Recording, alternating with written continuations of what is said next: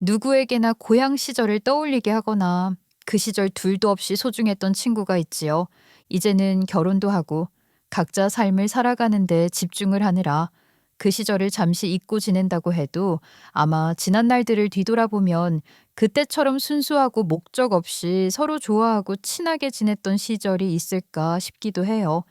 저에게도 그런 고향 친구가 있었어요. 그리고 그 친구로 인해 제 인생에서 정말 큰 위기를 기회로 넘길 수 있었기도 하고요.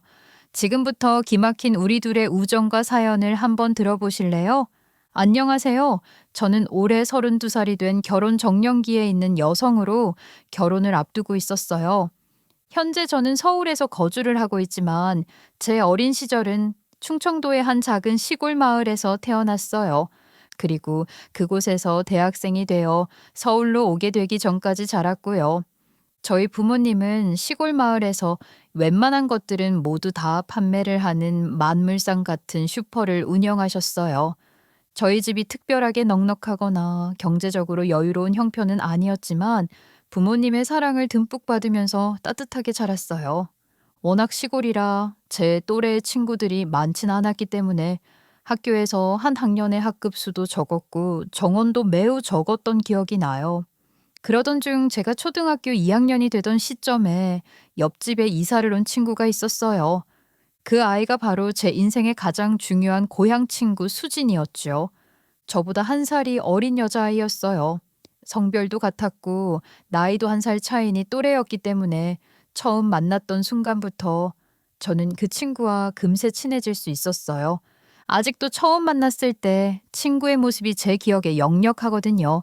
정신없이 이사를 하는 도중 쪼그려 앉아 마당에서 흙놀이를 하던 그 친구에게 제가 먼저 말을 걸었던 기억이 나요. 너도 여기 이사 온 애야? 응. 엄마 아빠랑 같이 왔어. 너 옆집에 살아?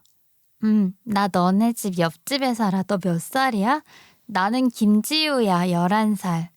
나는 이소진, 10살. 내가 언니네. 뭐하고 놀고 있었어? 너 이거 먹을래? 눈깔 사탕이야. 우와, 응, 나 먹을래. 언니랑 놀면 맨날 맛있는 거 먹을 수 있겠다. 제가 슈퍼집 딸이다 보니 당시 눈깔 사탕이라고 불렸던 큰 왕사탕을 건네며 환심을 샀고 그 유혹에 홀랑 넘어가 저와 친구가 되었거든요. 한 살 차이로 제가 언니이기는 했지만 그 시절의 나이가 뭐가 그리 중요했겠어요. 바로 옆집에 살고 그동안 함께 놀 친구가 없었는데 매일 같이 놀 친구가 생기는 게 중요했죠. 그렇게 우리는 매일 아침에 눈을 뜨면 얼굴을 받고 각자의 집에서 저녁을 먹을 때까지 함께 놀거나 아침을 먹고 난 후부터 놀 정도로 그저 둘이 함께 노는 것에 바빴던 것 같아요. 그 친구 역시 저를 잘 따라줬고 저 역시 그 친구와 노는 것이 즐거웠거든요. 어린 시절에는 서로의 가계 상황이 어떤지 그런 건 사실 관심도 없고 알 방법도 없는 게 사실이잖아요. 저 역시 친구의 가정사와 형편까지는 알 수가 없었지만 어린 나이에도 친구의 집이 우리 집보다 훨씬 더 어려운 환경이라는 건 알고 있긴 했어요. 그래서 저 역시 슈퍼에서 몰래 사탕이나 과자를 훔쳐다 친구네 집에 놀러 갈 때마다 함께 먹자고 가져갔기도 했고요. 슈퍼를 운영하면서 생활은 유지할 수 있었던 저희 집과는 달리 그 친구의 아버지는 일용직 노동자로 일을 하셨거든요. 매일 아침 새벽같이 일을 구하러 나가셨지만 비가 오는 날이면 어김없이 오전 7시쯤 집으로 돌아오셨고 놀고 있는 저희를 보며 늘 이야기하셨거든요. 어? 아빠 왔다. 그래. 지우도 와 있었구나. 뭐 좀 먹고 노니? 지우가 슈퍼에서 라면 몰래 훔쳐와서 같이 끓여 먹었어. 맛있었어. 아유, 그래. 이렇게 매번 가져와서 먹어도 괜찮아? 아저씨가 미안해서 어쩌니? 괜찮아요. 아빠한테 허락받고 가져왔어요. 그래, 우리 소진이랑 잘 놀아줘서 고맙다. 아저씨는 잠깐 들어가서 쉬다가 또 나갈 테니까 재밌게 놀으렴. 사실 지금에 와서 생각해보니 그날 친구의 아버지는 비가 와 일을 허탕친 후 돌아오는 길이었을 텐데 저에게 라면까지 얻어먹고 있는 딸을 보니 속이 상하고 미안하셨을 것 같더라고요. 그렇게 일용직으로 일을 하던 친구의 아버지는 일을 구하러 나가셨다가 공을 치고 돌아오시는 모습을 꽤 자주 봐왔던 것 같아요. 그렇게 아버지가 일찍 집으로 돌아오시는 날이면 친구는 함께 잘 놀고 있다가도 이내 들어간 아버지를 따라 집으로 돌아가곤 했고요. 친구의 어머니는 몸이 아주 약하셨어요. 그래서 밖에 나가 일을 돕거나 경제 활동은 꿈도 꾸지 못하시고 집에만 늘 계셨던 기억이 나요. 늘 핏기가 하나도 없는 하얀 얼굴로 저희가 마당에서 놀고 있으면 햇빛이 좋은 날은 나와서 한참을 저희가 노는 걸 바라보며 모처럼 밝게 웃으셨어요. 저와 제 친구는 서로의 가정 형편까지 다 알 정도로 친했고 눈을 뜨면 매일 같이 만나 놀았죠. 자연스럽게 각자 부모님도 저희 덕분에 친해지게 되기도 했고요. 함께 숙제를 하기도 하고 또 저희 부모님 몰래 슈퍼에서 과자를 훔쳐 나눠 먹다가 저희 엄마에게 걸려 혼쭐이 나기도 했고요. 김지우, 너 이리 와. 너 또 슈퍼에서 과자 몰래 빼갔지? 이게 진짜 거덜내겠어. 자꾸 도둑질 할래? 아니, 이거 하나만 가져온 거라고 먹지도 못해. 말을 하고 가져가야지. 우리 집에 딸을 키우는 게 아니라 도둑을 키우고 있다니까. 아줌마, 죄송해요. 저도 같이 먹었어요. 소진이네. 네가 뭔 잘못이니. 먹자고 부추기면서 가지고 온 우리 지우가 잘못이지. 너 지우랑 자꾸 놀지 마. 물들어. 자, 이거 과자 더 줄 테니까 가져가서 혼자 다 먹어. 우리 딸 주지 말고. 알았지? 네, 감사합니다. 그럴 때마다 친구는 연신 눈치를 보며 저희 엄마에게 죄송하다는 말을 했어요. 그런 친구가 민망할까? 저희 엄마는 혼을 내는 와중에도 제 책임을 더 크게 물었고 친구에게 과자를 더 챙겨주며 저는 주지 말고 혼자 먹으라고 하고는 하셨어요. 그리고 친구는 그런 엄마의 마음을 다 느꼈고요. 그렇게 친구와 저는 어린 시절을 모두 다 함께 보냈어요. 1살 차이가 나서 학년은 달랐지만 누구보다 친한 단짝이 되어 있었고요. 그렇게 시간이 흘러 중학교 2학년이 되었던 여름 방학, 저희 옆집에 살던 친구의 집은 조금 더 어려워졌는지 갑자기 이사를 갔어요. 멀리 간 건 아니고 저희 집에서 10분 정도 걸어 나가야 하는 곳으로 이사를 갔죠. 그 정도 거리는 친구와 제 사이를 막을 수 없었고 저희는 여전히 친하게 지냈어요. 같은 동네에서 지내는 한 저희 둘이 떨어질 일은 절대 없다고 생각했으니 당연한 일이었죠. 그러던 어느 날 새벽 갑자기 엄마와 아빠는 분주하게 움직이기 시작했어요. 비가 내리는 밤이었는데 잠을 자다가 나갈 준비를 하니 무슨 일인가 싶었죠. 워낙 소란스러운 밤이어서 잠을 자던 저도 잠이 깼고 그런 저를 보더니 엄마는 저를 흔들어 깨우시면서 일어나라고 하더라고요. 저는 영문을 몰라 엄마에게 물었죠. 응? 뭐야? 아직 밤인데 왜 이러나? 왜? 어디 가는 건데? 너도 가서 인사해야지. 아줌마가 너 많이 예뻐하셨잖아. 얼른 일어나. 지금 자면 너 후회해. 정신 차리고 세수하고 와. 갈 준비하게. 어디 가는데 무슨 아줌마한테 인사를 해? 가보면 알아. 내가 제일 좋아하는 수진이 일이니까 너도 가야지. 아휴, 말할 시간 없어. 가면서 얘기할게. 얼른 준비해, 딸. 눈물을 훔치시며 이야기를 하는 엄마의 모습을 보며 직감적으로 좋지 않은 일이라는 걸 알았고 저는 엄마의 말을 듣고 더 이상 질문을 하지 않은 채 일어나 준비를 했어요. 그리고 비가 오는 가을에서 겨울로 넘어가는 그 밤, 눈도 채 뜨지 못한 채 엄마 그리고 아빠의 손을 잡고 도착한 곳에는 잔뜩 웅크리고 앉아서 울고 있는 제 친구가 보였어요. 전 울고 있는 친구를 보자마자 영문을 몰라 뛰어가 친구를 안아줬고 친구는 저를 보자마자 누구보다 서럽게 목을 놓아 울었어요. 저는 그런 친구를 꼭 안고 얼마나 오랜 시간이 흘렀는지도 모르게 안아주며 달래줬어요. 알고 보니 10분 거리로 이사를 간 이후에 얼마 지나지 않아 친구 어머니의 몸이 더 많이 쇠약해졌고 그 병세가 날이 추워지면서 갑자기 악화되어 병원에 입원을 했다고 하더라고요. 충분한 호전이 될 줄 알았던 친구 어머니의 병세는 날로 더 심해졌고 그렇게 폐렴으로 인해 친구의 곁을 떠나게 된 것이라고 하더라고요. 그 당시 너무 가난했고 이사를 와 주변에 지인도 친척도 없던 친구의 아버지는 아내의 장례를 치르는 것도 포기를 해야 할 상황이었던 것 같더라고요. 그 와중에 그래도 옆집에서 가깝게 지냈던 아버지가 우연하게 이 상황을 다 알게 되면서 나서서 장례를 치르고 잘 보내드릴 수 있도록 도움을 주게 된 것이었고요. 저 역시 친구를 위해서 어린 나이에도 할 수 있는 것을 다해 도왔어요. 어린 나이에 엄마를 잃는다는 것이 무엇인지 감히 공감을 하지 못했고 친구 역시 울긴 했지만 저와 함께 장례식 내내 함께하니 금세 잊고 밝게 지냈고요. 손님 오셨다. 소진아, 우리 같이 가서 음식 놔드리자. 언니, 내가 이거 들게. 우리가 같이 하니까 이것도 재밌다. 그치? 친구는 저와 함께 장례식 내내 음식도 나르고 손님도 맞이하고 하니 하나의 놀이처럼 즐거운지 장례식 내내 힘들어하지 않고 잘 보낼 수 있었던 것 같았어요. 그런 제 노력을 알았는지 친구는 저에게 장례식이 모두 다 마무리가 된 후에 아버지와 함께 찾아와 감사 인사를 했어요. 정말 덕분에 아내도 보내줄 수 있었습니다. 신세를 많이 졌어요. 이걸 다 어떻게 갚아야 할지 모르겠습니다. 아유, 같이 애 키우면서 사는 사람끼리 고맙고 신세지고 그런 게 어딨어. 우리가 남이야. 사는 거 녹록지 못하고 힘든 거 다 알지. 앞으로도 형처럼 편하게 지내자고. 너무 상심하지 말고. 아버지와 친구 아버지가 진지하게 대화를 나누고 있을 때 친구와 저는 옆에서 같이 있었고 대화가 마무리된 후 저와 따로 나온 친구는 저에게도 진심 어린 고마움을 표시했어요. 언니, 난 언니가 너무 좋아. 언니 아니었으면 하루 종일 웅크리고 울기만 하다가 끝났을 거야. 정말 고마워.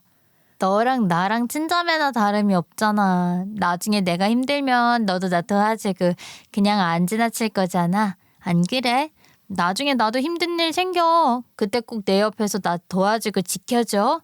내 말에 친구는 미안하기도 하고 고마운 듯한 표정으로 저를 바라봤고 그날 이후 더 끈끈하게 서로를 생각하며 지내게 됐어요. 그렇게 제가 고등학교 졸업 후 대학을 진학하게 되어 1년 정도는 함께 지내지 못했는데 정확하게 친구가 20살이 되던 해, 그리고 제가 대학교 2학년이 되던 해, 기숙사에서 나와야 할 상황이 겹치면서 자취를 해야 하는 상황이었죠.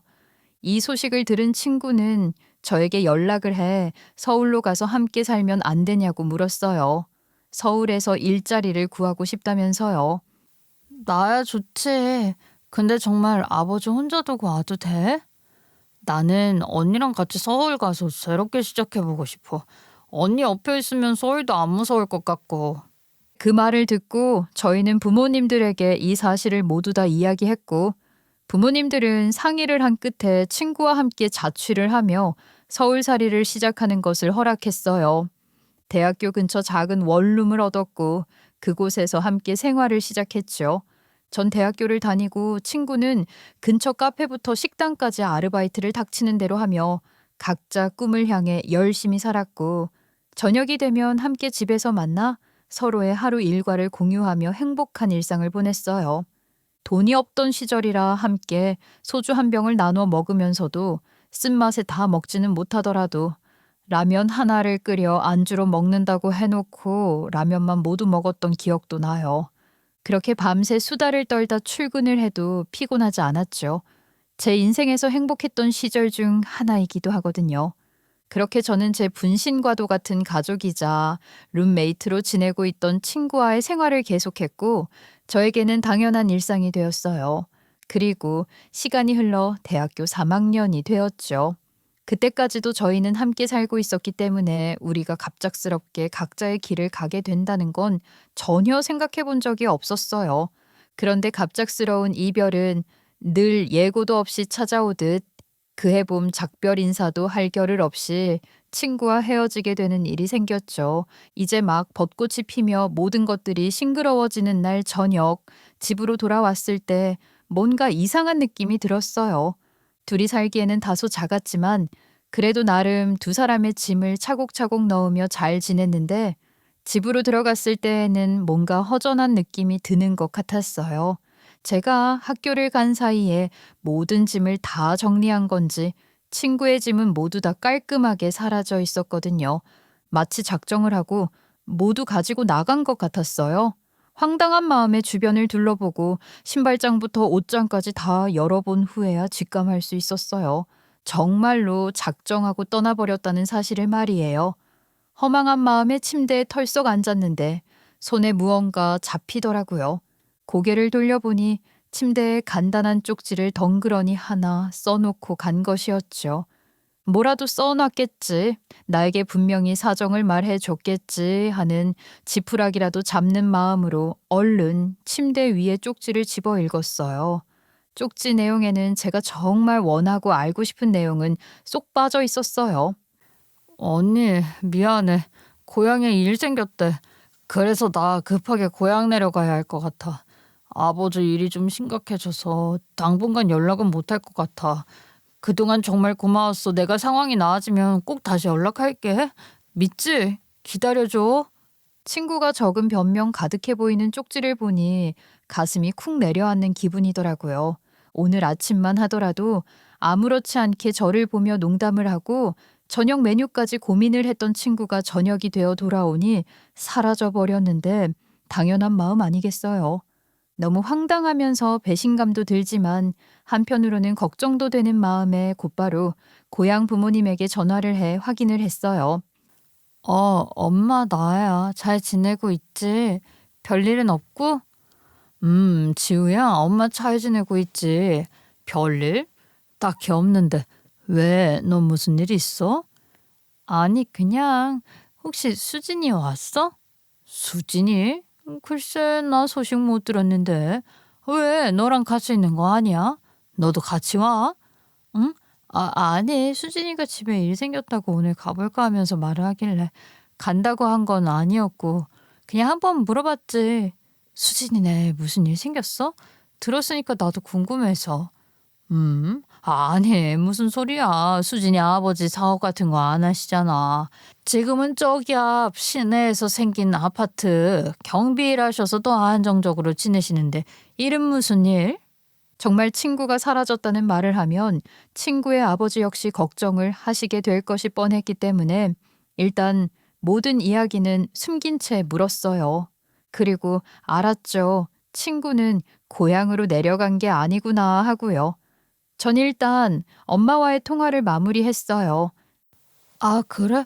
그럼 내가 아침에 잘못 들었나 보다. 엄마, 신경 쓰지 마, 넘겨요. 아니, 왜? 수진이네 무슨 일이 있대? 지금 수진이 집에 없고 그런 거야, 그래서? 어? 그런 거 아니라니까. 그냥 내가 잘못 들었는데 또 잘못 전한 거 같네. 엄마, 수진이 아버지한테 절대 말하지 마, 걱정하시니까. 알았지? 나 지금 도서관이거든, 공부하러 가야 해. 엄마, 끊을게. 엄마가 혹시나 무슨 일이 있는지 물을까 싶고 그로 인해 친구가 곤란해지는 일이 생길까 더 이야기를 하지 않은 채 전화를 끊었어요. 하지만 끊고 나서도 친구의 가출이 이해가 되진 않았고 마음이 좀 불안하더라고요. 도대체 고향으로 간 것도 아니면서 왜 고향으로 갔다고 거짓말을 하면서 집을 나간 것인지 이해가 되지 않기도 했고요. 며칠 동안은 친구에게 계속 전화를 해보고 또 친구가 일을 하던 곳을 모두 다 찾아가 보기도 하면서 친구를 찾아보려고 노력했어요. 하지만 이미 그곳 모두 다 그만둔 지 오래되었고 제 연락은 받지 않고 있는 상황이었죠. 그렇게 친했는데 연락이 닿지 않으니 만날 수 있는 방법조차 없다는 게 참 허무하더라고요. 불안한 마음에 경찰에 신고를 했지만 성인이라는 이유로 자발적인 퇴거를 했을 가능성 또한 배제할 수 없다면서 별 다른 조치를 해주지 않더라고요. 무엇보다 제가 친구와 정말 가족이 아니었기 때문에 이런 식으로 친구를 찾는다는 건 불가능에 가까웠죠. 어떤 방법을 동원한다고 하더라도 찾을 수 없게 되니 저도 사람인지라 슬슬 포기를 하게 되더라고요. 당장 제가 해야 할 공부도 있고 생활을 위해 취업도 해야 했던 저는 점점 포기를 하게 되었고 그렇게 친구의 자취에 대해서는 불편한 마음속 한 응어리로 남기면서 제 일상을 찾아 돌아가게 되었어요. 그렇게 시간은 흘러 어느새 대학교 졸업을 했고 저는 중견기업에 취업 성공을 했어요. 그리고 그곳에서 지금의 예비 남편을 만나 연애를 했고요. 같은 부서의 선배였던 예랑이는 성실하고 다정한 사람이었고 그 모습에 반해 3년간 연애를 한 끝에 결혼이 코앞으로 다가왔던 상황이었어요. 이렇게 인생의 전환점에 이르자 저도 모르게 친구가 생각나는 건 어쩔 수 없겠더라고요. 제가 카페에 앉아 골똘히 생각을 하니 예랑이가 궁금한 듯 물었거든요. 근데 너는 가끔 뭐 생각할 때 보면 우울해 보이기도 하고 표정이 묘해. 이유 물어봐도 돼? 아, 나? 이제 결혼하고 그런다고 생각하니까 친구 생각이 좀 나서 같이 있었다면 지금 누구보다 기뻐해줬을 것 같은데 갑자기 사라졌어. 처음엔 보고 싶었는데 지금은 서운함이 더 커. 아, 그래? 그 친구 어디 갔는데? 연락은 못 해봐? 아, 연락이 안 돼. 그런 게 있어. 알려고 하지 마. 나 속상해서 오빠 다쳐. 남편의 질문에 애매한 답을 하니 그 친구의 존재가 궁금했던 것 같더라고요. 저는 남편에게 애매한 말만 남긴 채 더 알려고 하면 다친다며 대화를 마무리했어요. 굳이 이야기하고 싶지 않았고 이야기를 하면 제 감정이 올라올 것 같기도 했거든요. 그렇게 결혼 준비를 하며 우울함이 몰려올 것이라고 생각했지만 막상 준비를 본격적으로 시작하니 이런 생각 자체를 하기 어려울 정도로 정신이 없어졌어요. 그리고 당연한 과정이지만 예비 시댁에 인사를 드리러 가야 하는 상황이었죠. 집으로 인사를 드리려 했지만 아직 집은 소개할 단계가 아닌 것 같다고 하시면서 외식을 먼저 하자는 답변을 받았어요. 처음부터 집으로 초대를 하지 않는 시어머니의 태도에 조금은 이상함을 느끼긴 했지만 대수롭지 않게 넘겼어요. 하지만 막상 처음 만나뵌 시어머니를 보니 그냥 넘기기는 어려운 부분들이 있는 건 사실이었죠. 식사를 하는 내내 시아버지는 말씀을 못 하시는 분이 아닐까 싶을 정도로 과묵했어요. 그런데 그와 비교를 했을 때 시어머니는 이상하리만큼 밝고 친절한 모습을 보이셨죠. 그런데 막상 무조건 친절하다고 말을 하기에는 애매했어요. 친절한 말투와 그렇지 않은 무례함이랄까. 말로 표현을 하기에는 어려운 그런 느낌이었죠. 그날 예랑이에게 미리 가족 구성원 소개를 받은 후에 만나 뵈었기 때문에 예랑이의 형이 먼저 결혼을 한 사실은 알고 있었어요. 그런데 그날 인사를 나온 건 예비 시부모님과 예랑이의 형 그리고 동생뿐이었죠. 어색한 분위기를 환기시킬 겸 제가 먼저 이야기를 꺼냈어요. 그런데 손이 형님이 계시다고 들었어요. 그런데 오늘은 바쁘셨는지 같이 안 오신 건가요?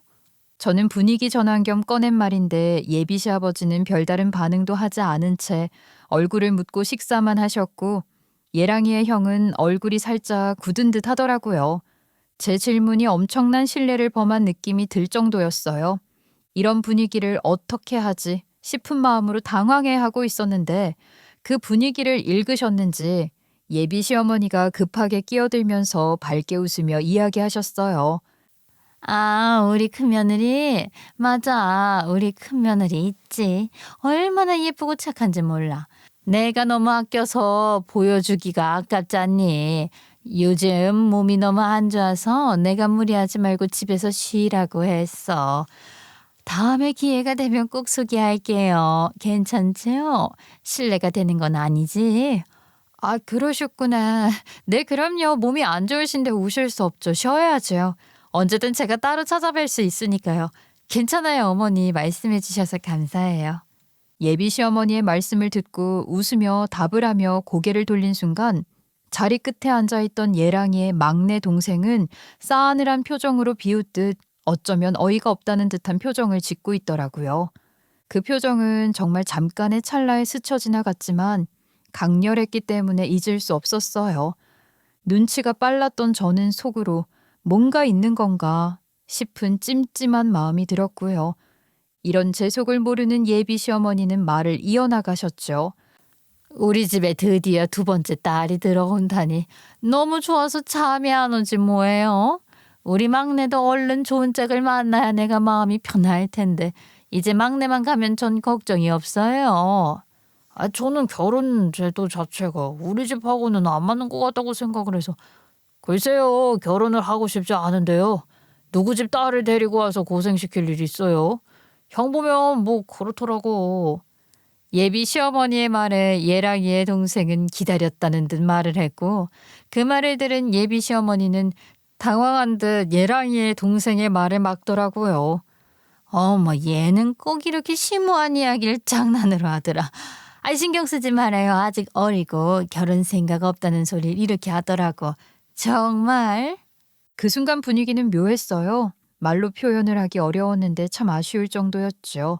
예랑이의 막내 동생의 이상한 말이 마음에 걸리긴 했지만 자리는 잘 마무리가 되었고 그렇게 시간은 흘렀어요.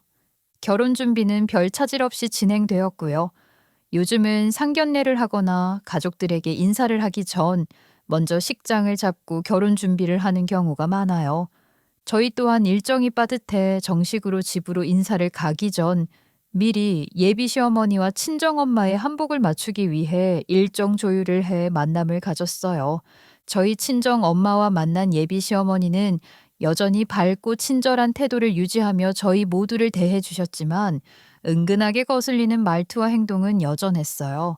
특히 한복 원단을 고르면서 저를 테스트하는 듯한 태도를 계속 보이셨죠.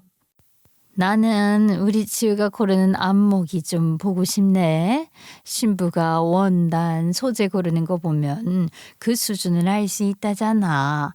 얼마나 신경을 썼고 관심이 있는지도 알 수 있고 어디 한번 뭘 고르는지 볼까? 친정엄마가 옆에 계신데도 서슴없이 무례한 이야기를 하는 모습에 저는 얼굴이 좀 붉어졌어요. 하지만 분위기 자체를 망칠 수는 없었기에 저를 은근하게 무시하는 듯한 말투에 대해 저도 나름대로 말대꾸 아닌 대꾸를 했어요. 어머니, 한복은 어머님이 원하시는 걸 해야 후회 안 하세요. 나중에 두고두고 저에게 이야기하면 저도 서운하잖아요. 어머니가 원하시는 거 말씀해 주시면 골라 드릴게요. 제가 한방 먹이듯 이야기를 하자 예비 시어머니의 표정은 미묘하게 바뀌었어요. 왜 여자들끼리만 느낄 수 있는 그런 것 있잖아요. 뭔가 불쾌하면서도 기싸움하는 그런 뉘앙스였지요. 뭐 상황이 더 나아갈 수도 있었지만 한복을 고르던 중이었기에 직원이 끼어들어 이야기를 중재하면서 상황은 다행히 잘 해결되었어요. 하지만 이런 사건은 단순히 한 차례로 마무리되지 않았고 한복을 고르고 놀이개, 저고리 색상 등을 고르면서도 계속되었죠. 요즘 애들은 그저 명품만 잘 알지. 이런 전통적인 것의 가치는 잘 모르지 않니? 그래도 양가 어머니 모시고 왔으면 공부는 하고 하겠지. 예비 시어머니의 무례한 발언에 저 역시 지지 않고 하나하나 티 안 나게 말대꾸를 하는 모습을 보며 저희 친정엄마의 표정은 굳어져 갔고 모든 자리를 다 정리하고 집으로 돌아오는 길에 저희 엄마는 진지하게 말했어요. 지우야, 너 이 결혼 말이야. 꼭 해야겠니? 응? 엄마, 그게 무슨 소리야? 이거 엎으면 손해도 많아. 왜, 뭐 오늘 어머니 때문에 그래? 아니 오늘 네 시어머니 하는 거 봐라. 괜찮겠냔 말이야. 말은 친절한데 그 내용은 다 비꼬고 있고 너 마음에 안 들어 하는 것 같아. 아, 엄마도 그렇게 느꼈어? 나도 그랬어. 근데 엄마 괜찮아. 나 아까 봤지? 하나하나 다 쳐내는 거? 그리고 민준 씨가 좋은 사람이니까 잘 지낼 수 있어. 나 믿어봐. 친정 엄마가 무엇을 걱정하는지 충분히 알았지만 애써 밝은 척을 하면서 웃어 넘겼어요. 하지만 저 역시 예비 시어머니의 행동이 찜찜했던 건 사실이었죠. 그래서 고민 끝에 이 이야기를 예랑이에게 털어놨어요. 어머니 말이야. 오늘 한복 맞추러 갔는데 이런 말씀을 하시더라고. 나를 묘하시거나 싫어하는 거 아니야? 엄마가 좀 직설적이고 하고 싶은 말을 서슴없이 하는 스타일이긴 해. 그게 너한테는 좀 거슬렸나 보다. 나쁜 사람은 아니야. 내가 이해 좀 해줘. 그래 줄 수 있어? 나도 문제가 될 만한 건 충분히 어머니한테 말씀드릴게. 예랑이의 말을 듣고 나니 불안했던 마음이 조금은 진정되더라고요. 그래도 절 위해 돕겠다는 말을 해주고 시작 전부터 너무 미워하지 말아달라는 부탁을 들으니 제가 좀 더 노력을 해보자 싶은 마음이 들기도 했고요. 또 결혼을 하고 나면 또 달라질 수도 있지 않을까 싶기도 했고요. 그렇게 결혼 준비를 이어나갔어요. 그리고 드디어 결혼식을 올리기 한 달 반 전 정식으로 예비 시댁에 인사를 드리러 가게 되는 날이 다가왔어요.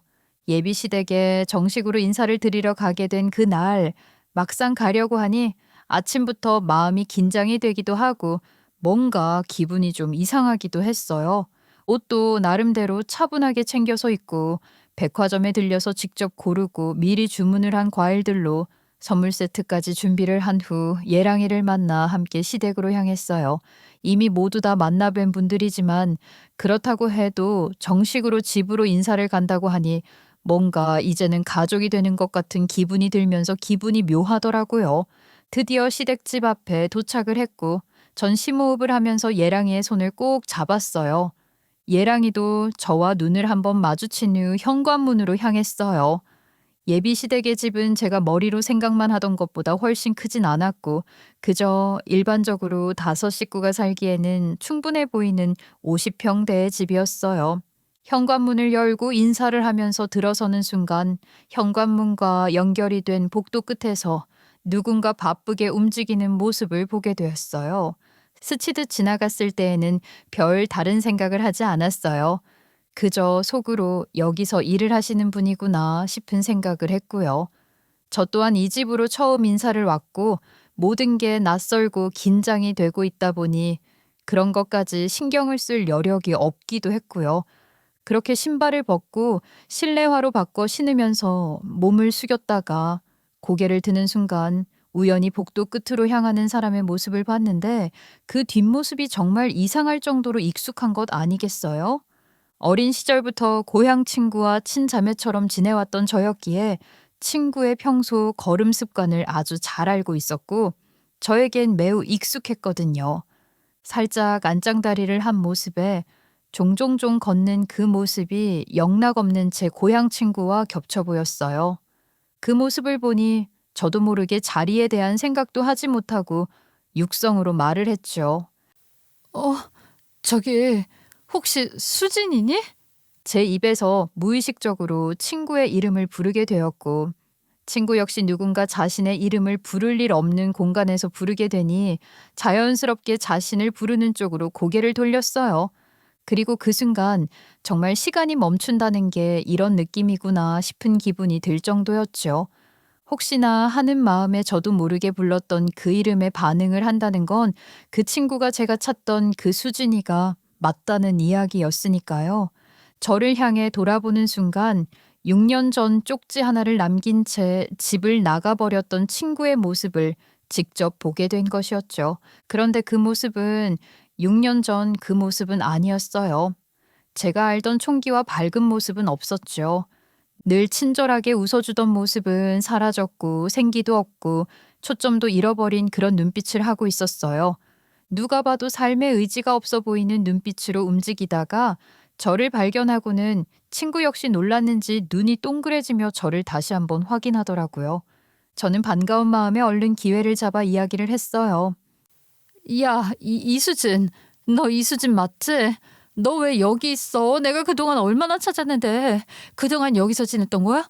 무슨 이야기 좀 해봐. 친구가 너무 반갑기도 하고 꿈인가 싶은 마음도 함께 올라오면서 친구에게 단번에 달려가 말을 거는 그 순간 친구는 황급히 고개를 푹 숙이더니 저를 피하면서 뒤로 물러서더라고요. 그러더니 이내 저와의 대화를 끊어버린 후 냉정하게 돌아섰어요. 저는 당황스러운 마음에 또다시 친구를 잡고 이야기했죠. 야, 너 어디 가? 응? 나 잠시 화장실 다녀왔어. 왜 나 찾았어? 친구를 향해 했던 말은 친구가 사라져 버렸으니 그 대상이 사라졌고 마침 잠시 자리를 비웠던 예랑이가 돌아오며 대답을 했어요. 그러자 저는 이내 지금 제가 있는 곳이 어디인지 인지를 하게 되면서 아차 싶은 마음이 들었어요. 상황이 상황이고 친구가 여기서 일을 하고 있는 것이라면 사실 이런 사적인 이야기를 하는 게 불편하게 느껴질 수도 있겠다 싶은 마음이 들었거든요. 이에 더는 이야기하지 않고 멈췄고 그렇게 친구는 돌아서 주방으로 사라졌어요. 이런 상황에서 예랑이는 제 이상한 행동에 자꾸 질문을 하더라고요. 너 왜 그래 갑자기? 이 집에 혹시 아는 사람이 있어? 응? 아니야. 내가 사람을 잘못 본 것 같아. 내가 아는 사람이랑 너무 닮았어 가지고. 예랑이에게 이 상황에 대해 얼버무리고 있는 사이에 예비 시어머니가 저희가 온 기척을 듣고는 급하게 달려 나오시더라고요. 그걸로 예랑이와 대화는 멈췄고 저는 얼른 예비 시어머니와 이야기를 나눴어요. 어머, 왔니? 왔으면 바로 이 얘기를 하지. 왜 여기서 이러고 있어? 네, 어머니 저 왔어요. 잘 지내셨죠? 이렇게 집에서 뵈니까 또 기분이 다르네요. 긴장돼요. 그러게, 나도 이제 우리 가족이 된 것 같고 그렇다.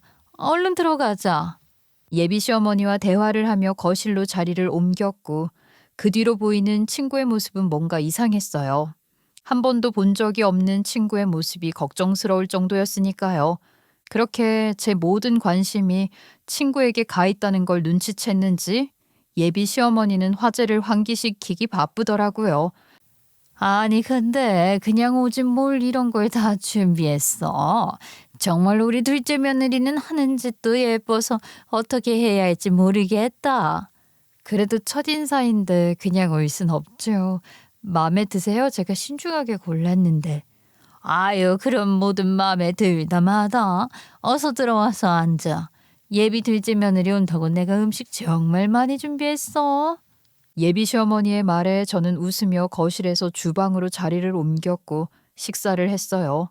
식사를 하는 내내 어떤 말도 하지 않은 채 음식 수발을 드는 친구를 보니 마음이 쓰이는 건 어쩔 수 없더라고요. 왜 집을 나가서 여기서 식무살이를 자처하고 살고 있는 건지 도무지 알 수가 없었고 그동안 무슨 일이 있었는지도 궁금했어요. 그렇게 찜찜하면서도 정신이 하나도 없는 식사 자리를 끝내고 거실에 앉아 담소를 나누는 자리도 모두 다 끝이 난 후에 집으로 향하려고 인사를 나눴어요. 예비 시어머니와 마지막 인사까지 나눈 후 또 찾아뵙겠다는 이야기를 했고요. 자리 정리를 하고 집으로 돌아가려고 하는 순간 주방에서 친구가 조심스럽게 하지만 급하게 나오더라고요. 손에는 보자기 하나를 들고서요. 저기 작은 사모님, 시어머님께서 이 식혜 싸드리라고 해서요. 여기요. 아, 네? 저는 저를 높여 부르는 친구의 말이 묘하기도 하고 이상하다는 느낌을 받았어요. 무엇보다 저를 작은 사모님이라고 부르는 호칭이 제 귓가에 맴돌아 정신이 하나도 없더라고요. 그렇지만 제가 아무것도 하지 않고 버티면 친구가 곤란해질 것 같은 마음에 친구가 내민 보자기를 받아들었어요. 그리고 그 순간 묘하게 떨리는 손끝을 정말 6년 만에 느껴보는 것 같았고요. 그 모습을 보면서 깨달았어요. 내가 아는 척을 하는 게 친구에게는 불편할 수 있겠구나 하고요. 그래서 저는 빠르게 네, 고맙습니다 라고 답을 하고 보자기를 받아들었어요. 그리고는 친구의 눈을 보려고 했지만 빠르게 고개를 돌린 후 주방으로 사라지더라고요. 전 이상한 마음에 보자기를 한번 쳐다봤는데 그 순간 보자기 사이에 들어있는 작은 쪽지 하나를 발견했어요. 누가 봐도 식혜 옆에 눈에 띄도록 끼워 넣어두었더라고요. 그 쪽지를 발견한 순간 혹시 예랑이가 발견을 하게 될까 놀라서 얼른 빼어 손으로 감싸 숨겼어요. 물론 나가서 이 쪽지를 읽어도 되지만 왠지 모를 조급함이 꼭 지금 읽어야 할 것 같더라고요. 그래서 얼른 뒤를 돌아 열어봤어요. 지우야, 식혜 이거 절대 먹지 마. 그거 먹지 말고 시간 조금만 내서 오른쪽 아래 계단 밑에 작은 골방으로 내려와. 꼭 기다리고 있을게. 친구의 쪽지를 본 순간 알았어요. 제가 쪽지를 발견한 즉시 읽을 것이라는 것, 그리고 급했는지 휘갈겨 쓴 글씨체를 봐서는 이 집을 나서기 전 반드시 친구를 먼저 만난 후 나가야 한다는 것을요. 저는 그 편지를 읽고 난 후에 그대로 집을 나설 수 없었어요. 심장이 저도 모르게 쿵하고 내려앉았지만 절대 시댁 식구들을 포함해서 예랑이도 이 사실을 알지 못하게 해야 한다고 생각했어요. 친구가 간절하고 급한 마음으로 작성해 전달해준 쪽지를 확인하자마자 저는 어떤 일이 있어도 친구를 보고 가야 할 것 같다는 생각이 먼저 들었어요. 그래서 저도 모르게 급하게 핑계를 만들어내 예랑이와 잠깐 떨어질 수 있는 기회를 만들었어요. 나 오늘 인사 오니까 좀 긴장되는지 배가 너무 아프네. 화장실 좀 쓸 수 있을까? 그럼 여기 앞으로 가면 화장실이 있어. 아무래도 오늘 첫인사고 그런데 배가 좀 아프거든. 그래서 1층에서는 화장실 가면 좀 부끄러울 것 같아서. 혹시 아래층에는 화장실 없을까? 금방 해결하고 올게. 그래. 그럴 수 있겠다. 아래에도 화장실이 있어. 그 아래 아니, 그 지내시는 분이 있기는 한데 괜찮을 거야. 다녀와. 여기서 기다리고 있을게. 고마워. 예랑이가 아래층에 누군가 있다며 호칭을 하려다가 말을 급하게 막아버리는 것을 보고 순간 뭐지? 싶은 생각으로 의아함을 느끼긴 했지만 지금은 친구를 보러 가는 것이 더 급했던 터라 넘기면서 화장실을 목적으로 아래층으로 내려갔어요. 처음 가보는 길이니 뭔가 낯설었지만 친구가 아래에 있다고 생각을 하니 빠르게 고민도 하지 않고 과감하게 내려갔네요. 그렇게 내려가다 보니 지하실로 내려가는 계단을 발견했어요. 그리고 그곳에는 낡은 문 하나가 보였고 문틈으로 희미한 불빛이 보였어요. 직감적으로 알 수 있었어요. 저곳에 친구가 있구나 하고요. 저는 그 문을 고민도 하지 않고 노크했고 그 소리에 문을 여운 건 다름 아닌 친구였어요.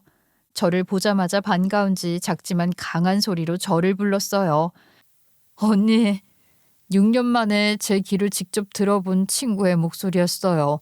그런데 그 목소리는 절박함과 급박함 그리고 공포가 가득해 보였어요. 물론 지금 상황이 지난 6년간의 회포를 풀 만한 자리가 아니긴 했으니 저 또한 얼른 정신을 차리고 답을 했어요.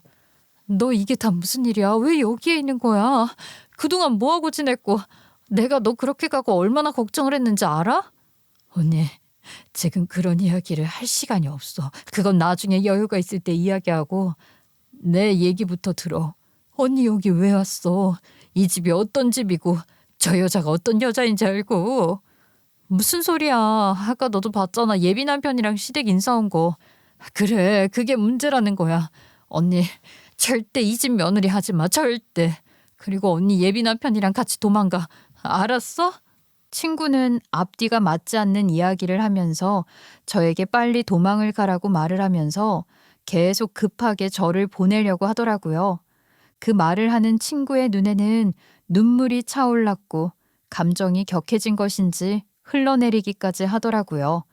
그 어떤 것도 이해가 되지 않았던 저는 조금 차분하게 다시 이야기를 했어요. 수진아, 너 도대체 왜 그러는데? 이게 다 무슨 이야기고 이해가 되는 말을 해야 되지. 여기서 일을 하고 있는 거야? 친구를 채근하는 것처럼 물으며 이야기를 하니 친구는 저에게 이야기를 해주기 시작했는데 그 이야기는 정말 충격 그 자체였어요. 사실 6년 전 친구는 일을 하면서 알게 된 남자가 있었고 그 남자와 연애를 했었다고 하더라고요. 저에게도 말을 한 적이 없는 이야기라 생소하고 놀랍기도 했어요. 그러던 중 만난 지 얼마 안 된 시점에 덜컥 임신을 하게 되었다고 하더군요. 그렇게 되니 아이를 지켜야겠다는 생각이 들었다고 하더라고요. 그땐 아이 외에는 어떤 것도 안 보이고 안 들렸다고요. 그래서 급하게 집을 나왔고 남자와 결혼을 하려 했다고 하더라고요. 하지만 고등학교밖에 안 나왔고 변변한 직업도 없던 친구를 예비 시어머니가 반가워할 리가 없었다고 하고요. 내가 마음에 안 드실 것이라는 건 알았지. 그래도 애를 위해서 부딪혀보고 잘 살아보려고 했는데 그게 잘 안 됐어. 무슨 소리야? 그럼 내가 지금 이 집 며느리라는 거야? 글쎄, 내가 며느리라고 해야 할까? 처음엔 마음에 들지 않는 티도 내지 않았고 아이 출산할 때까진 잘해주더라고. 그런데 애를 낳고 나니까 완전 다른 사람으로 변하더라고. 예비 시어머니는 제 친구가 며느리라는 사실도 어디에 밝히지 않았고 심지어 아이를 낳고 난 후 쫓아내려고 했다고 하더라고요. 그런데 친구는 아이를 보지 못하고 그대로 쫓겨나는 건 상상도 할 수가 없었기 때문에 그 모진 시련을 다 버티며 그저 집에 식모처럼 지내면서 일을 하고 며느리라는 걸 티도 내지 않은 채 살고 있었던 것이라고 하고요. 아니 그럼 네 남편은 네가 이런 취급을 받는 걸 그냥 두고 보고 있다는 거야? 처음엔 안 그랬지. 근데 이 집 아들들 다 시어머니한테 가스라이팅 당하고 있잖아. 어느 날부터 자기 엄마 말에 속아 넘어갔는지 똑같이 나를 식모보듯 하더라고. 너무 충격적이었어요. 남편 역시 돌아선 상황에서 어떻게 해서든 버티며 지내온 친구라는 사실을 알게 되니 가슴이 미어지는 둥시에 소름이 돋더라고요. 근데 그럼 내 예비 남편도 내가 이 형수님인 걸 아는 거잖아. 왜 형수라고 안 부르는 거야? 말했잖아. 언니 이 집에서 최고는 저 여자야. 전부 다 어릴 때부터 가스라이팅을 당했는지 아무도 반박도 못하고 찍소리도 못해. 나를 그런 취급하라고 하면 다들 그렇게 하는 거야. 그런데 뭐 언니라고 다르겠어? 저 여자 눈에 마음에 드는 여자는 하나도 없을 거야. 친구의 마지막 말에 혼란스러움을 느끼면서 저는 다시 질문했어요. 그건 또 무슨 소리야? 언니, 그 식혜에 견과류 들어가 있는 건 모르지? 언니에 대해 모두 다 조사를 해서 그거 미리 타서 주라고 하더라. 내가 봤어. 근데 또 우리 사이는 못 캐낸 것 같더라. 그래서 내 앞에서 자연스럽게 하더라고. 저는 너무 놀란 나머지 입을 틀어막았어요. 사람이라면 어떻게 그런 일을 할 수 있는지 상상도 되지 않았거든요. 어떤 말도 하지 못한 채 그저 놀란 눈을 하며 바라보니 친구는 말을 이어나갔어요. 그러면서 어디 감히 내 아들을 넘봐. 너도 한번 고생 좀 해봐. 일로 문제가 되면 더 좋고 어디까지 나대는지 한번 보자. 이렇게 말을 하는데 꼭 언니한테 알려야겠더라고. 언니가 남이어도 구해줄 판인데 언니라는 걸 알았는데 내가 얼마나 놀랐겠어. 언니 도와주기로 했잖아. 제발 이 집 며느리 하지 마. 응? 이 말을 듣고 난 후 더는 두고 볼 수 없다고 생각했어요. 저는 당연했고 친구 또한 아이가 눈에 밟혀 나가지 못하고 있는 이야기를 들으니 이 또한 그냥 두고 볼 순 없었죠. 잠깐 당황스러움에 판단도 서지 않았지만 이내 정신을 똑바로 차리고 친구와의 대화를 일단락했어요. 그리고 최대한 아무렇지 않게 거실로 돌아갔죠. 물론 마음속은 심장이 미친 듯이 뛰었고 예비 시어머니의 웃는 얼굴을 본다는 게 역겹기까지 했지만요. 아무것도 모르는 예비 시어머니는 화장실을 다녀온 저를 보며 어디가 안 좋냐며 걱정스럽게 물었지만 괜찮다며 억지로 답변을 하고 빠르게 그 집을 나왔어요. 예랑이가 집으로 데려다 주겠다고 했지만 정중하게 거절을 하고 혼자 집으로 향했죠. 그리고 집으로 가는 길에 생각난 단 한 사람, 엄마에게 전화를 걸었어요. 엄마, 나야. 나 이 결혼 안 하려고 엄마한테 미리 말하려고 전화했어. 뭐? 갑자기? 하긴 뭐. 그래. 엄마는 처음부터 걱정스럽다고 했잖아. 내가 생각한 이유가 있겠지. 엄마는 무작정 결혼을 하지 않겠다고 말하는 제 이야기에 좀 놀란 듯 하셨지만 이내 진정을 하시고 그 말을 받아들이셨어요.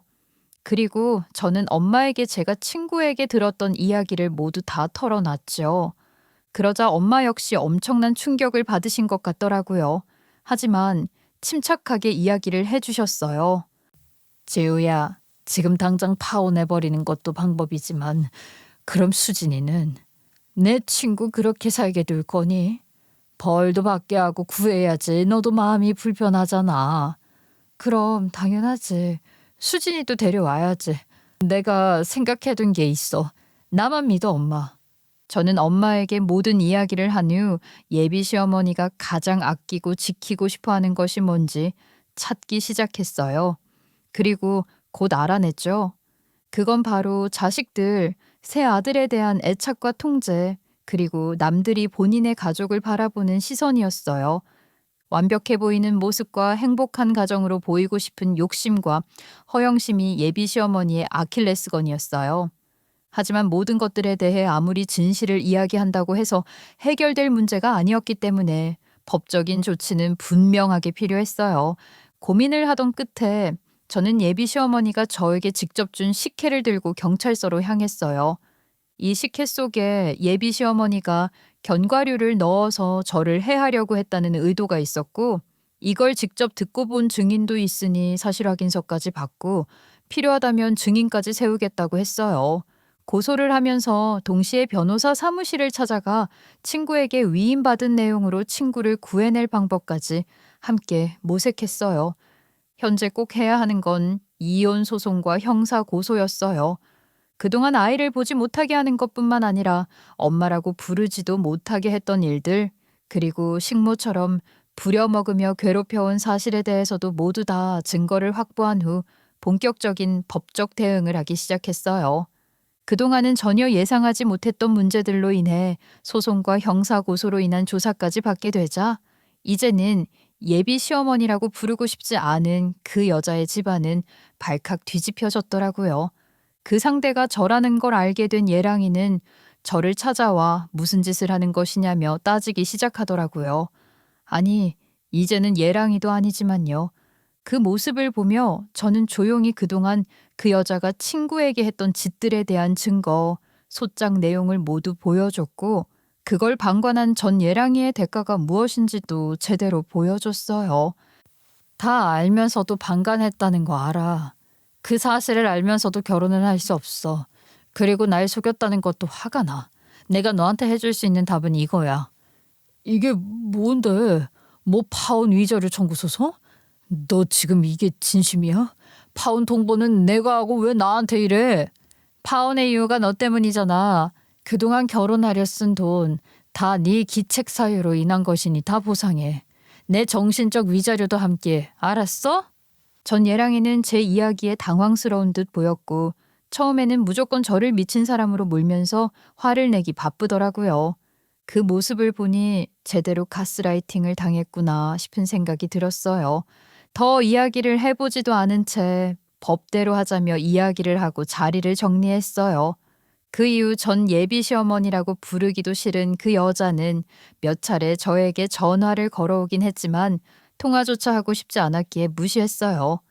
그동안 친구를 괴롭혀온 정황으로 인해 접근금지 가처분 신청까지 해두었고 드디어 친구와 아이는 안전하게 다시 함께 지낼 수 있는 공간으로 나올 수 있었어요. 그 어떤 상황 속에서도 잘못을 했다면 그 대가를 치러야 하고 자녀들이 본인으로 인해 망해가는 모습을 봐야 한다고 생각했기에 어떤 혐의에 대해서도 선처는 없었어요. 그렇게 전 예랑이와 저는 파혼을 했고 친구는 제 도움 덕에 형사 고소와 이혼 소송을 통해 그 집으로부터 자유로워질 수 있었어요. 아이 양육권에 대해 물고 늘어지며 더럽게 굴었긴 하지만 그동안 했던 그 여자의 행동이 너무 문제가 많았고 심지어 남편이었던 사람의 방관이 제일 큰 결격 사유가 되었기 때문에 양육권 역시 원하는 결과를 얻을 수 있었어요. 그렇게 친구와 제 인생에 결코 작지만은 않은 해프닝은 해결이 되었어요. 물론 소송이라는 게 한 번 시작을 하니 간단하게 끝이 나는 건 아니더라고요. 꽤 긴 시간으로 이어졌지만 그 과정에서 절대 지치지 않고 나름대로 잘 대응을 해냈어요. 친구는 6년 만에 원룸이 아닌 꽤 넓어진 제가 사는 오피스텔로 아이와 함께 돌아왔어요. 그리고 모든 일들이 해결되자 그제서야 제가 20대 초반에 봤던 해맑고 총기 있는 모습으로 돌아오게 되었고요. 그 눈빛을 다시는 보지 못할까 걱정이었는데 보게 될 수 있어서 다행이라고 생각했고요. 내가 이 나이 먹고 또 언니한테 신세를 지네. 그 집에서 나올 수 있게 도와준 것도 언니인데 이렇게 신세만 져서 어떻게 하지? 너무 미안하네. 야, 무슨 말을 그렇게 해. 나는 지금 너 때문에 인생을 구했잖아. 너 아니었으면 저런 미친 시어머니 밑에 며느리로 들어가서 인생 완전 말아먹을 뻔했는데 내가 오히려 고마워서 집이라도 한 채 사줘야 할 판이야. 고마워. 제가 이렇게 말을 하자 친구는 여러 가지 감정이 올라오는지 눈물을 보이더라고요. 이제 모든 것들이 다 정리가 되었고 행복할 일만 남았는데 자꾸 울지 않았으면 하는 마음에 얼른 눈물을 닦아주고 힘을 내보자고 격려를 했어요. 인터넷이나 다양한 매체를 통해서 가스라이팅이 얼마나 무서운지 보기만 했지 실제로 당하면서 인생이 모두 다 망가져 버리는 것을 직접 보고 느끼니 참 놀랍기도 하고 한편으로는 남편이 될 뻔한 전 남자친구가 불쌍하기까지 하더라고요. 이제는 예랑이도 아닌 전 남자친구가 된 그 사람과는 그 이후로 딱히 연락도 하지 않았어요. 법적으로 소송 진행만 하고 그 여자의 처벌에 대한 부분만 대리인과 경찰로부터 들었고요. 그 후로 다시는 만날 일도 연락을 할 일도 없다고 생각했죠. 그런데 웬걸 어느 날 전 남자친구가 절 찾아왔더라고요. 저는 한껏 경계를 하며 이야기했어요. 그런데 전 남자친구는 그런 제 퉁명스러운 반응을 보면서도 갑자기 무릎을 꿇고 이야기하더라고요. 여기까지 무슨 일이야? 웃으면서 볼 사이는 아닌 것 같은데 할 말도 없고. 그동안 다 알면서도 문제가 될 것도 정상이 아닌 걸 알면서도 모른 척 해온 거 알아. 그래서 널 잃었고 집안도 다 망가지고. 나 이제 엄마랑 연 끊었어. 이제 나로 제대로 서서 살아보려고. 그러니까 내 생각부터 나더라. 나 잘해볼게. 나 한 번만 기회 주면 안 될까? 전 남자친구의 뜬금없는 고해성사에 황당했고 당황스러웠어요. 물론 그 당시에는 꿈도 꾸지 말라며 거절을 했지만 사실 그 사람 자체는 나쁘지 않았다는 걸 잘 알고 있었기에 마음이 살짝 흔들린 건 사실이었어요. 그래도 마음을 다잡고 받아주지 않은 채 지냈는데 전 남자친구는 제 마음을 돌리려 노력을 하고 싶은지 정말 2달간 하루도 빠지지 않고 저를 찾아와 노력을 하더라고요. 솔직히 마음이 조금 열리긴 했지만 그래도 쉽게 허락할 일은 아니기에 여전히 간을 보면서 거리를 유지하면서 그렇게 지내고 있어요. 그동안 당한 것도 많은데 한 번의 가스라이팅에서 벗어났다는 말을 믿기는 어려웠거든요. 저는 다시 친구와 함께 새로운 가족인 조카까지 얻어 행복하게 잘 살고 있어요. 이후의 삶이 또 어떻게 변하게 될지, 무슨 일이 펼쳐질지 저는 잘 모르겠어요. 하지만 일단은 산전수전을 다 겪은 건 사실인 것 같아요. 그러니 고통 총량의 법칙처럼 앞으로는 좋은 일만 있기를 바라며 지내고 있어요. 친구는 다시 일을 시작했고 저는 여전히 그렇게 평범하게 지내고 있어요. 우리 둘은 앞으로도 계속 소녀 시절의 그 모습으로 서로를 위하며 지내보려고요. 물론 새로운 가족인 조카도 함께요.